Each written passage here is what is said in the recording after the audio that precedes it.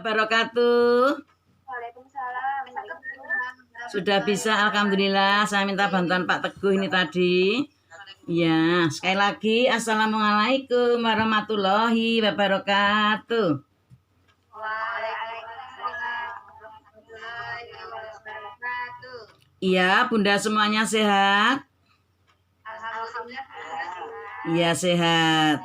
Bunda, ini untuk materi saya Minggu tanggal 19 April 2020, saya atas nama Titin Ekawati SPD MPD diberi tugas memberikan materi pengembangan metode pengembangan fisik. Namun sebelum saya memberikan materi, saya ingin memperkenalkan diri terlebih dahulu. Setiap hari hanya kelihatan pada fotonya saja. Ya toh Bunda? Iya nggih? Iya. Ya, saya ingin memperlihatkan setiap hari cuma fotonya saja.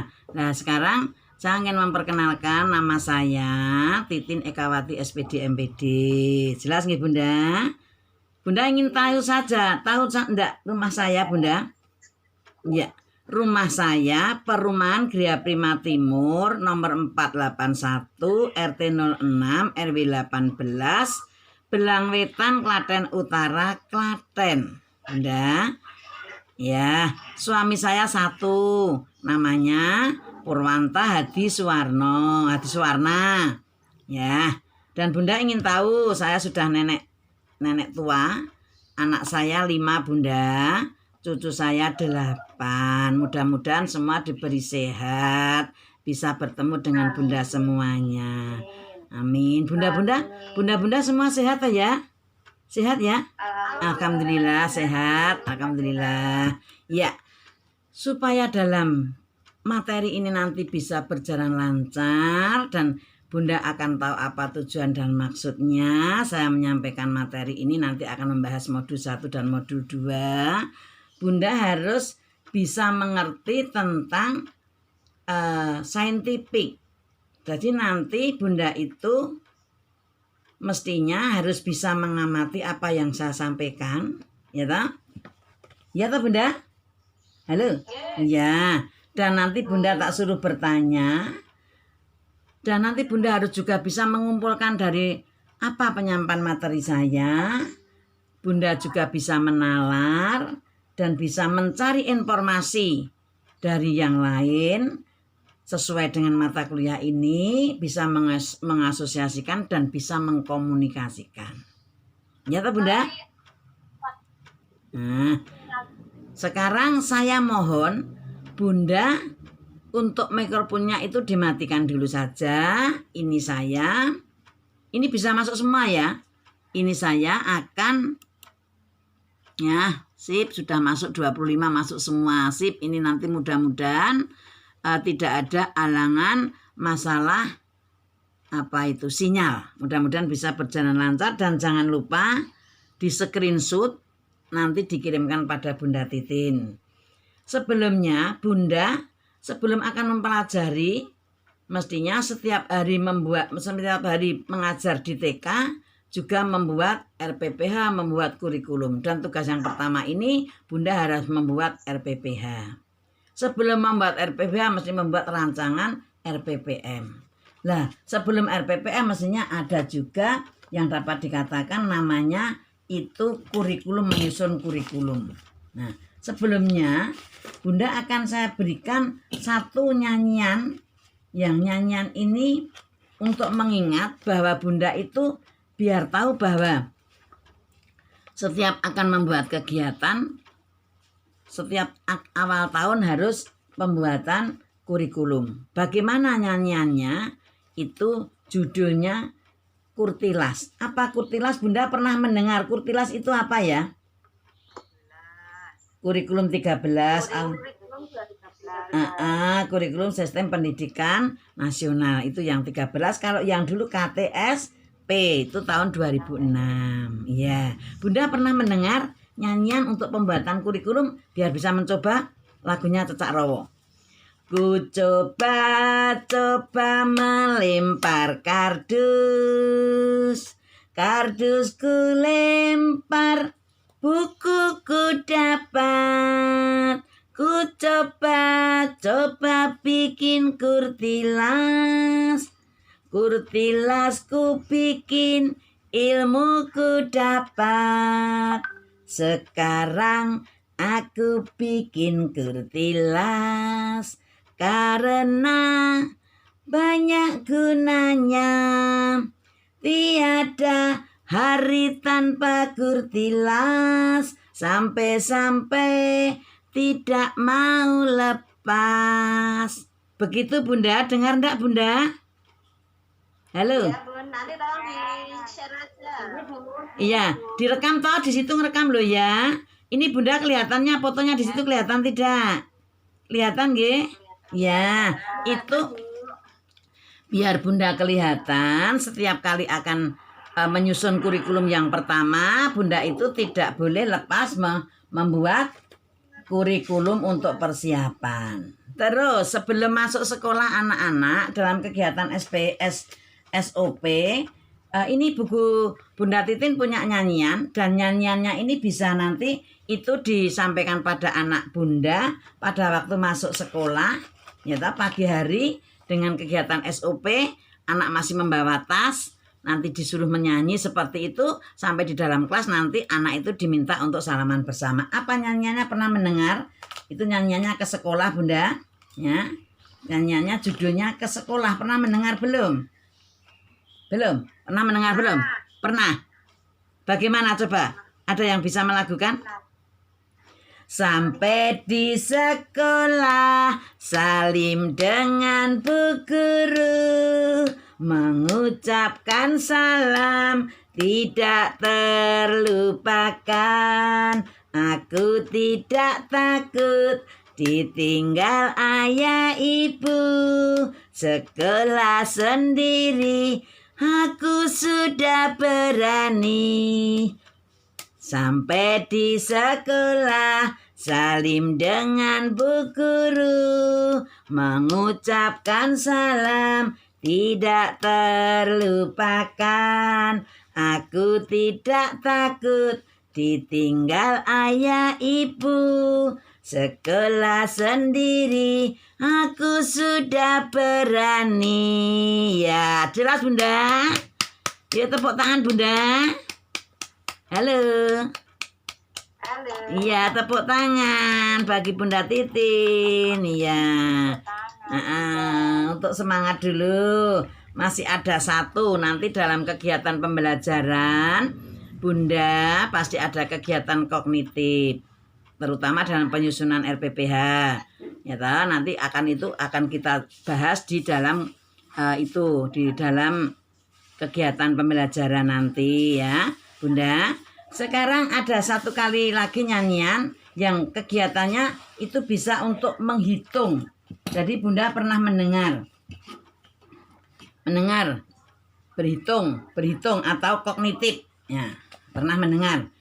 0 itu 0 seperti bola pingpong, 1 itu 1 seperti jarum dan paku, 2 itu 2 seperti bebek mandi di kali, 3 itu 3 seperti burung terbang di langit, anak 4 kursi dilipat, angka 5 angsa berenang, angka 6 memancing ikan, angka 7 cangkul Pak Tani, angka 8 telur bertingkat, angka 9 tongkat kakekku, angka 10 seperti jarum dan telur. Jelas Bunda? Jelas? Sekali lagi. Ya, sekali lagi tolong Mbak Siti Badrul, Bu Sumini, Mbak Retno, Mbak Eni Kosrini, videonya diperlihatkan, yang dimatikan mikrofonnya saja.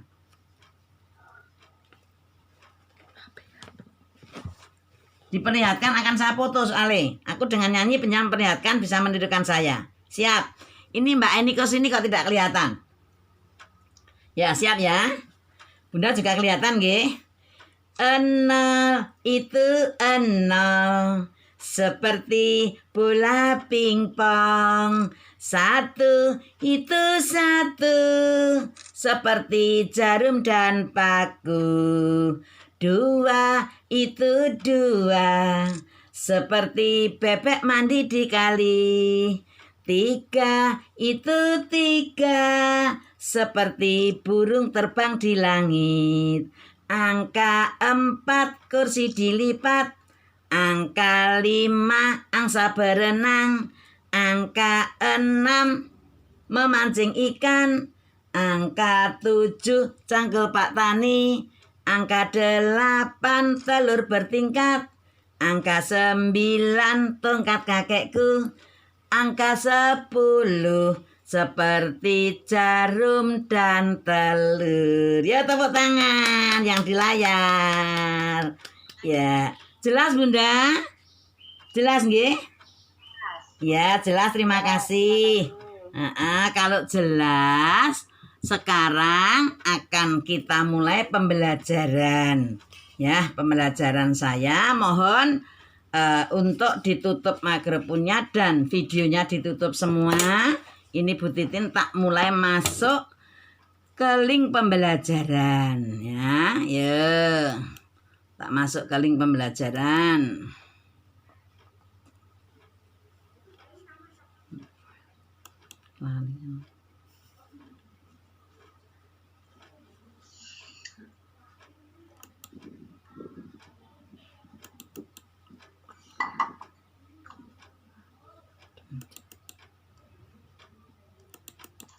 Sebentar Bunda. Ya, pelan-pelan. Ya. Siap Bunda mendengarkan nggih? Sekali lagi assalamualaikum warahmatullahi wabarakatuh. Bunda? Waalaikumsalam warahmatullahi wabarakatuh. Iya, terima kasih waktunya. Nanti selama 2 jam ini Bu Titin akan menyampaikan metode pengembangan fisik untuk kelompok A dan kelompok B.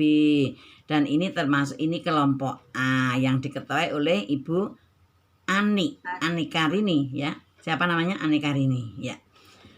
Di sini perlu kami jelaskan ya, nanti saya bahas kelihatan ya dari situ ya Bunda ya. Ya. Ya. Di modul atau di buku pengembangan metode fisik itu ada satu buku 12 modul. Perlu kami bacakan untuk tujuan mata kuliah. Modul 1 hakikat perkembangan motorik anak, ada 2 kegiatan belajar. Yang modul 2 pengembangan motorik anak TK ada 2 kegiatan belajar. Yang ketiga tahap pertumbuhan dan perkembangan anak ada 2 kegiatan belajar. Yang keempat perkembangan gerak anak kecil ada 2 kegiatan belajar. Yang 5 bentuk gerak dasar ada 2 kegiatan belajar. Modul 6 kombinasi gerak dasar ada 2 kegiatan belajar. Yang ketujuh unsur-unsur kesegaran jasmani ada 2 kegiatan belajar. 8 pengembangan fisik motorik melalui permainan kreatif ada 2 kegiatan belajar. 9 aktivitas anak 2 kegiatan belajar. Lalu modul 10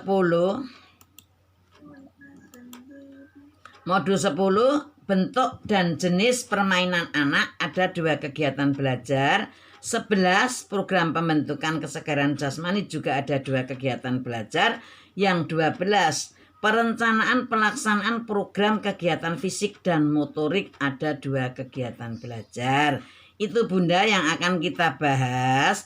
Namun di sini saya akan membahas metode pengembangan fisik modul 1 dan 2 dan mungkin nanti ada beberapa nomor itu ada yang modul 4 saya sisipkan karena ada kaitannya motorik anak. Ya, yang pertama Bunda mohon untuk mengamati perkembangan. Kelihatan Bunda tulisannya dari situ, kelihatan enggak? Halo. Kelihatan. Bisa dibaca nggih? Bisa dibaca. Bu Titin juga kelihatan dari situ nggih? Ya. Ya. Perkembangan motorik anak taman kanak-kanak, tahap dalam perkembangan keterampilan motorik pada anak usia dini. Itu ada 3. 1 tahap kognitif, 2 tahap asosiatif, yang ketiga tahap autonomus. Jadi anak itu perkembangan motoriknya ada 3 itu yang bisa dilihat oleh bu guru. Contohnya tahap kognitif. Anak itu berusaha memahami keterampilan motorik, baik kasar maupun halus, serta apa saja yang dibutuhkan untuk melakukan suatu gerakan. Jadi kalau anak itu bisa memahami seperti itu. Lalu untuk tahapan yang bisa memahami fisik motorik halus maupun kasar dilewatkan keterampilan suatu gerakan itu contohnya anak diajak senam bersama, menyanyi sambil menari, anak diajak berayun, anak diajak meloncat, itu namanya melakukan suatu gerakan yang dibutuhkan oleh anak untuk perkembangan motorik anak. Lalu untuk tahapan yang kedua, anak banyak belajar mencoba meralat olahan dan penampilan. Jadi anak itu kalau dia itu memang sudah siap menerima pembelajaran dari bu guru dan dia bisa mengolah, bisa menampilkan, berarti anak itu sudah sampai di tahapan yang kedua, namanya tahapan asosiatif. Contohnya di sekolahan diberi pembelajaran mewarnai gambar bunga. Dengan gambar bunga dia kurang puas, sampai di rumah dia membuat bunga dikasih pot. Seandainya sudah berarti dia kan bisa mengolah, bisa meralat apa yang disampaikan oleh bu guru. Itu berarti guru menilai pada anak itu sudah masuk tahapan asosiatif. Jelas Bunda? Jelas nggih? Ya. Yang ketiga tahapan autonomus.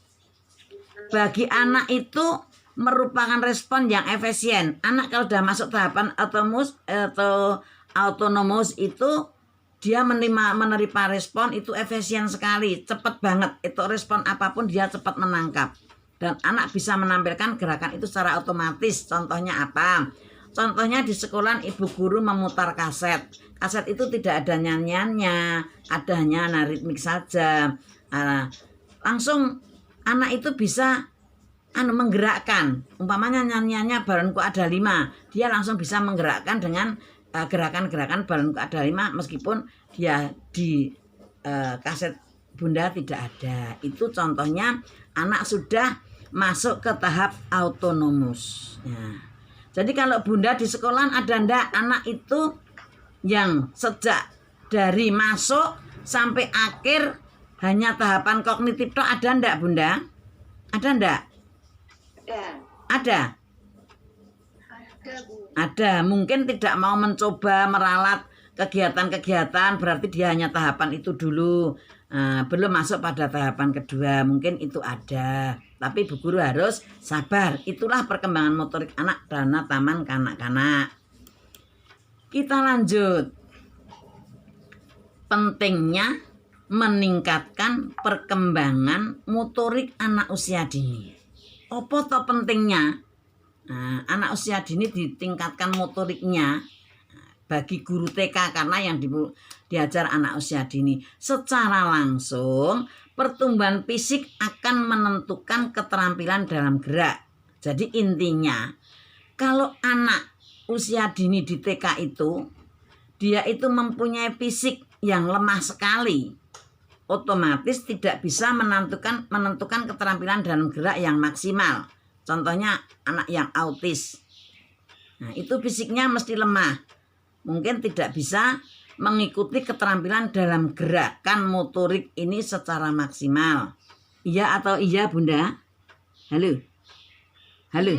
Ya, otomatis begitu nggih. Kalau anak autis kan tidak mungkin bisa mengikuti gerakan keterampilan yang seharusnya itu ditingkatkan oleh perkembangan anak. Ya.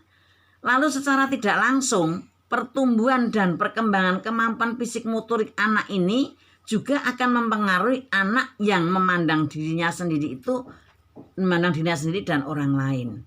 Jadi secara tidak langsung anak itu kalau memang dia itu tidak bisa mengembangkan perkembangan fisik motoriknya tidak bisa meningkat, dia mesti memandang orang lain kok aku ra iso ngono ya, tapi kalau dia bisa meningkat, aku bisa melebihi dengan itu. Itu yang untuk pentingnya kegiatan fisik motorik. motorik pada anak usia dini. Sekarang kita lanjut dulu, nanti pertanyaannya terakhir saja setelah modul 2. Bagaimana untuk meningkatkan keterampilan motorik anak? Nah, untuk meningkatkan keterampilan motorik anak, ya, itu peran kemampuan motorik anak untuk perkembangan fisiologis anak. Bagaimana itu perannya? Contohnya anak bergerak dengan berolahraga. Itu jelas kemampuan motorik anak.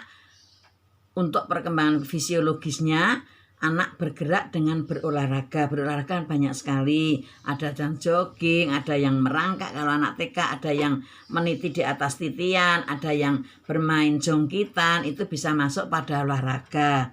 Betul tidak, Bunda? Halo? Halo? Ya, sepak bola, melempar bola itu masuk olahraga. Lalu yang kedua, peran kemampuan motorik untuk perkembangan sosial. Nah, peran kemampuan motorik untuk perkembangan sosial dan emosional anak ini mempunyai anak itu mempunyai percaya diri yang besar. Kalau anak itu bisa berperan, kemampuan motoriknya, perkembangan sosialnya itu tinggi, emosionalnya tinggi, anak akan percaya diri. Tapi yang dinamakan emosional bukan emosional marah. Emosional dari gagasan dia dari dalam yang ingin, contohnya seperti itu. Wah, saya ingin punya gelar, wah saya ingin mengerjakan itu. Itu berhasil, dia akan percaya diri. Dan untuk perkembangan sosialnya, bila mana anak itu mengalami, bisa mengikuti jejak orang tua, mengikuti temannya, bisa memberikan bantuan temannya, bisa memberikan bantuan kepada masyarakat lain, bisa memberikan pinjaman pensil pada temannya, dia merasa percaya diri, aku iso bantu koncoku dalam segi perkembangan sosialnya. Gitu toh Bunda?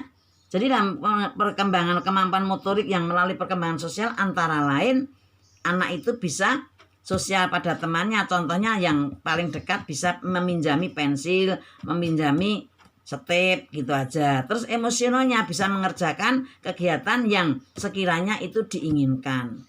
Dan dia punya harapan aku kudu iso, kudu pinter. Itu untuk peningkatannya. Lalu yang terakhir, peran kemampuan motorik untuk kognitif anak, ya. Peran kemampuan motorik untuk kognitif anak ini yang penting di Ibu Bunda untuk disimak. Itu meningkatkan kemampuan fisik sejak usia TK, membuat aktivitas fisik yang semakin banyak. Karena ini melalui fisik motorik, mungkin ada fisik motorik kasar dan ada fisik motorik halus. Dalam meningkatkan keterampilan motorik anak, ya semuanya ini harus dilaksanakan dengan cara berpelan-pelan. Itu nanti saya beri contoh pada perbedaan fisik motorik. Ya, selanjutnya, untuk kemampuan motorik kasar dan halus anak, taman kanak-kanak, ini saya agak melompat sedikit ke modul 4. Nah, ini ada 3 golongan keterampilan motorik anak yang perlu kami sampaikan penjelasan yang 2 golongan dulu saja, yaitu keterampilan lokomotorik dan keterampilan non-lokomotorik. Keterampilan lokomotorik itu contohnya berjalan, berlari, meloncat. Nek keterampilan non lokomotorik mengangkat, melengkung dan berayun. Dalam lokomotorik ini bunda-bunda di sekolah sering mengadakan kegiatan seperti ini ndak Bunda? Halo? Halo? Iya Bu. Iya. Setiap pagi dengan kegiatan SOP ya. Kalau yang non lokomotorik ini mestinya ini dilaksanakan mungkin pada kegiatan awal atau kegiatan akhir boleh. Ya, itu nanti mohon untuk disimak selanjutnya. Lalu di 2 macam gerakan motorik. Gerakan motorik kasar anak usia dini dan gerakan motorik halus anak usia dini. Di antaranya itu, Bunda akan sedikit kami jelaskan tentang perbedaan perkembangan motorik anak usia yang 3-4 tahun dan 5 dan 6 tahun. Sekarang yang 3-4 tahun, ini dalam motorik kasar, anak hanya diberikan kegiatan menangkap bola besar dengan tangan lurus ke depan badan. Nah, ini anak usia 3-4 tahun. Lalu berdiri dengan 1 kaki selama 5 detik. Nah, untuk kegiatan motorik kasarnya, mengendarai sepeda roda 3 melalui tikungan yang lebar.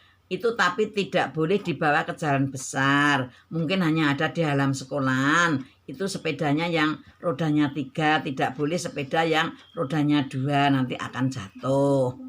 Lalu untuk melompat sejauh 1 meter lebih dari posisi berdiri semula. Yang kelima, mengamati benda kecil di atas baki. Halo Bunda, kok cerita sendiri? Ditutup mikrofonnya kalau cerita Bunda. Ya. Yang kelima tadi mengamati benda kecil di atas baki tanpa menjatuhkannya. Mungkin murid Bunda pernah membawa baki, terus di dalam baki diisi ada apa itu apa Bunda yang bulat-bulat kecil? Bunda tahu namanya ndak itu? Apa Bunda? Apa Bu? Ya, kelereng. Selainnya kelereng, ada yang dipakai untuk itu loh, untuk apa? Untuk kegiatan anak-anak yang bulat-bulat kecil yang bisa dironce atau apa? Ya, itu anak usia 3 sampai 4 tahun itulah yang diberikan kegiatan untuk fisik motorik kasar. Menggunakan bahu dan siku pada saat melempar bola hingga 3 meter. Jadi ini bahu, ini siku dilemparkan. Iya gitu, itu bisanya hanya seperti itu. Mungkin itu aja, tidak sampai pada tujuan. Lalu berjalan menyusuri papan dengan menempatkan satu kaki di depan kaki lain. Ya, berjalan menyelusuri papan dengan menempatkan satu kaki di depan kaki lain. Ini pun mungkin murid itu takut karena itu papan. Kalau diinjak nanti jangan-jangan jatuh, nanti jangan-jangan keropos, nanti jangan-jangan pecah. Itu kalau anak yang takut mungkin tidak mau, tapi itu tetap dalam cutinya perkembangan motorik anak itu yang 3 sampai 4 tahun itu. Terus berdiri dengan kedua tumit, dirapatkan tangan di samping tanpa kehilangan keseimbangan. Nah, ini juga perlu dilatihkan. Mungkin anak-anak itu juga senang.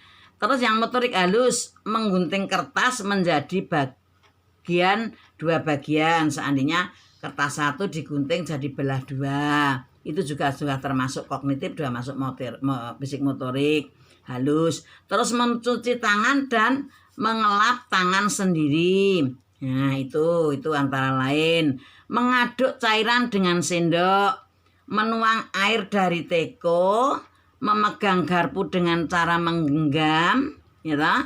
Mungkin kalau anak desa mau makan saja pakai garpu tidak bisa. Sebetulnya megangnya garpu itu bagaimana, megangnya sendok bagaimana, dia sok kadang-kadang senangnya pakai tangan. Apakah murid Bunda ada yang kalau pesta di sekolahan tidak pakai sendok tapi pakai tangan makannya Bunda? Ada ndak? Halo? Ada, Bun. Oh, ada. Itu memang karena dia tidak mau pakai sendok atau memang tidak terbiasa? Halo, Bunda. Mungkin tidak kebiasaan itu loh, Bun. Oh, begitu. Ya, itu dicoba. Dengan sekarang adanya corona ini kan tangan harus bersih, makan harus pakai sendok. Coba anak besok kalau masuk diarahkan, kalau makan harus pakai sendok. Karena apa? Tangan kita ini banyak virusnya. Begitu ya Bunda? Oke. Nggih? Terus yang selanjutnya nomor 6 itu membawa sesuatu dengan penjepit. Nah, umpamanya itu sebetulnya bukan membawa tapi mengambil dengan penjepit ya. Kalau makan lauknya tahu tempe, biasanya kalau di restoran atau di mana itu kita jagong itu prasmanan ada yang seperti penjepit untuk mengambil itu tak Bunda. Nah itu siswa juga diberitahu caranya mengambil. Jangan kalau jagong diajak orang tuanya pakai penjepit, malah penjepitnya tidak dipakai, tangannya mengambil. Nah, pernah itu disampaikan Bunda pada murid? Pernah Bunda? Halo? Belum. Oh belum besok disampaikan biar nanti kalau penyampaiannya bagaimana kaitannya dengan corona ini ya lah. COVID-19 ini anak-anak diberitahu kalau Jagong dengan ibunya makan prasmanan, mengambil lauk dengan penjepit, tolong pakai penjepitnya itu, jangan pakai tangan. Begitu ya Bunda? Nggih? Iya? Nah, yang nomor 7, apabila diberikan gambar kepala manusia belum lengkap, dapat menambahkan paling sedikit 2 organ tubuh. Itu juga diberikan kalau yang kelas A, Bunda menggambar. Di situ belum ada hidungnya, belum ada telinganya. Tolong anak-anak itu diberi tambahan telinga. Tapi Bunda paling tidak sudah memberikan demonstrasi gambar telinga, jadi anak bisa menempelkan. Begitu. Terus yang ke-8, membuka kancing dan mengancingkan, melepas ikat pinggang. Ini yang paling Bunda pernah hendak meling pada murid Bunda. Contohnya begini. Biasanya anak itu, kalau anak desa itu kadang-kadang sampai di jalan sudah lepas baju kancingnya, terus lepas ikat pinggang. Kalau orang tuanya yang dimanja orang tuanya, sampai di rumah dibopong orang tuanya, dilepasi orang tuanya. Kapan nanti siswa kita akan mandiri? Kalau mandiri harusnya dia lepas baju sendiri, lepas kancing sendiri, lepas ikat pinggang sendiri. Bunda pernah itu menyarankan kepada anak didik Bunda? Pernah? Iya, Bu. Oh iya, pernah, terima kasih. Jadi kalau tidak pakai ikat pinggang ya disarankan. Kapaknya kolot, Bu. Oh, katoknya kolor. Ya disarankan anak-anak nanti kalau lepas baju sampai di rumah ya, jangan ada di jalan. Itu harus setiap kali pulang itu dipesan. Kalau masih anak itu usia 3 sampai 4 tahun. Kalau di kota mungkin tidak terjadi. Kalau di desa dulu pernah terjadi murid saya. Dari sekolah kan ada rompinya. Sampai di jalan katanya sumuk, rompinya dilepas. Malah untuk dikapit-kapitkan gitu. Nah itu tidak boleh. Itu perlu disarankan. Yang terakhir menggambar lingkaran. Ya, menggambar lingkaran dengan bentuk masih kasar. Mungkin dari murid Bunda yang usia 3 sampai 4 tahun kalau disuruh menggambar lingkaran tidak jelas toh Bunda? Iya, tidak jelas nggih? Hanya diorek, tapi itu sebetulnya nanti akan menjadi bentuk abstrak. Seperti itu Bunda jangan dimatikan bakatnya. Mungkin dia juga punya potensi lain. Tolong itu juga dikembangkan, diberikan motivasi. Ya Bunda, jelas itu yang dari perbedaan motorik kasar dan halus. Kalau jelas kita lanjut yang perkembangan motorik halus anak usia 5 sampai 6. Nah, usia 5 sampai 6 ini yang motorik kasar berdiri dan langsung menendang bola. Yos bal-balan, saling di tetangganya itu nek sing usia 5 sampai 6, melompat dengan kaki yang bergantian, terus melambungkan bola tenis dengan satu tangan dan menangkapnya dengan tangan 2. Itu yang usia 5 sampai 6, berjalan pada garis yang sudah ditentukan dan mungkin ada papan titian untuk berjalan, terus tangan dikasihkan atas membawa cangkir umpamanya. Bunda punya titian tadi sekolahan? Punya Bunda? Alat titian? Itu sering tuh untuk bermain anak dengan membawa cangkirnya untuk keseimbangan badan juga bisa, tangan kiri kanan membawa keseimbangan. Itu juga masuk motorik kasar pada anak usia 5 sampai 6. Terus berjinjit dengan tangan di pinggul, menyentuh jari kaki tanpa menekuk lutut. Itu mungkin terjadi anak usia 5 sampai 6 juga tidak bisa karena itu juga sulit. Tapi kalau yang lentur ototnya bisa. Kalau tidak mungkin tidak bisa. Pernah Bunda mempraktekkan anaknya bisa itu menyentuh jari kaki tanpa menekuk lutut? Bisa enggak dengan berdiri? Bisa enggak Bunda? Ada yang bisa, ada yang tidak. Lah iya. Maka Ada yang bisa. Mungkin ada yang tidak bisa karena mungkin kurang lentur, kurang terbiasa dia itu berolahraga mungkin. Yang terakhir mengayunkan satu kaki ke depan atau ke belakang tanpa kehilangan posisi. Itu yang motorik harusnya mengikat tali sepatu. Berarti Bunda kalau punya siswa usia 5 sampai 6 tahun masih minta bantuan untuk mengikatkan tali sepatu enggak Bunda? Apa sudah pakai dari rumah? Terus kalau di sekolah Masih ada yang belum ada. Oh iya. Iya, masih ada yang. Pakai lagi. Oh iya. Masih ada yang dibantu nggih. Terus memasukkan surat ke dalam amplop ini artinya Bunda pasti dalam kegiatan pembelajaran RPPH, pembuatan RPPH terus dilaksanakan di anak, pasti harus ada contoh melipat, membuat amplop. Pernah membuat amplop di sekolahan Bunda? Untuk siswa? Pernah. Ya, maka itu kalau itu membuat amplop berarti Bunda memberi tugas pada anak toh, membuat amplop. Gitu? Ya, untuk itu dalam kegiatan pembelajaran di taman kanak-kanak yang melewati pembuatan RPPH, tadi Bunda Titin sudah memberikan contoh, buatlah RPPH untuk tugas yang pertama ini lewat grup WA yang isi dalam kegiatan inti itu diberi metode. Metodenya kalau yang inti itu demonstrasi dan pemberian tugas. Nah, contohnya kalau ibu mau memberikan kegiatan mesti mendemonstrasikan gambar yang akan dilaksanakan, yang akan ada hasil karyanya. Itu, terus nanti memberi tugas. Tapi dalam kegiatan ini tidak ditulis demonstrasi pemberian tugas anak menggambar, tidak usah, tulisan anaknya ini dihilangkan. Demonstrasi pemberian tugas menggambar kursi, menggambar gambar kursi, jangan kursi. Nek menggambar kursi, nek itu menggambar. Ini nek mewarnai gambar kursi, jangan mewarnai kursi. Nek mewarnai kursi apa? Kursi ini dibawa ke atas meja kan tidak toh Bunda? Gimana? Ya ketawa toh? Ya kan soalnya ada kemarin seperti itu. Jadi intinya dalam kegiatan pembelajaran RPPH kan nanti di sini juga ada kegiatan fisik itu juga ada metodenya. Jadi metode yang dapat digunakan di RPPH kalau awal itu bisa metode bercerita, bercakap-cakap, ya toh? Terus tanya jawab. Nah, tetapi kalau di inti itu yang bisa digunakan metodenya demonstrasi dan pemberian tugas. Mungkin ada bermain peran bisa. Bunda tidak hafal jumlah metode ya.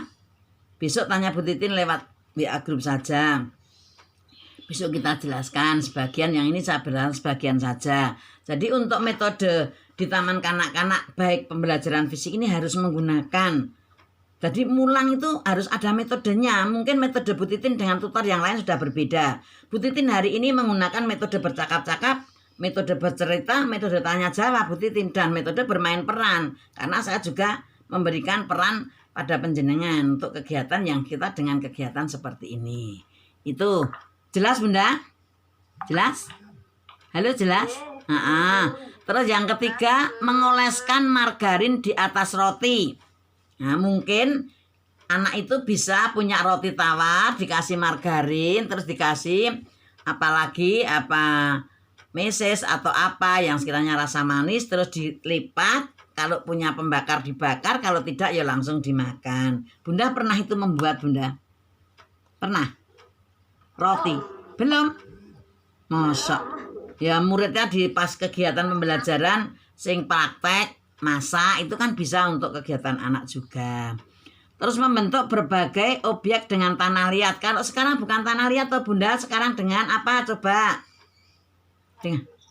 Dengan plastisin. Sekarang sudah tidak ada tanah liat, dibikin begini-begini atau playdok. Iya. Halo? Iya. Bagaimana? Ya Bu pakai playdok. Playdok atau plastisin. Kalau dengan tanah liat tangan Juga bisa Bu, pasir kinetik itu. ya, pasir kinetik juga bisa. Tapi kalau dengan tanah liat kan kotor nggih. Nah, itu sekarang tidak ada. Terus mencuci dan mengeringkan muka tanpa membasahi baju. Apakah itu mungkin murid Bunda ada yang umpamanya dia wudhu terus mengusap rainya dengan seperti orang atau membasuh muka tapi bajunya tidak basah? Ada? Ada?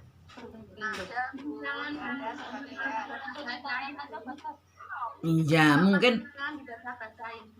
Iya, bang sekarang Bu Guru saja kan kalau wudhu saja mesti basah toh bajunya. Nah, enggak mungkin ya. Tapi itu memang harusnya seperti itu. Itu namanya berhasil dalam kegiatan motorik halusnya. Lalu masukkan benang ke dalam lubang jarum. Ada anak-anak yang tidak bisa Bunda masukkan masukkan benang ke dalam jarum? Mungkin ada ya. Ya, ada ya. Ya, sekarang kita injakkan modul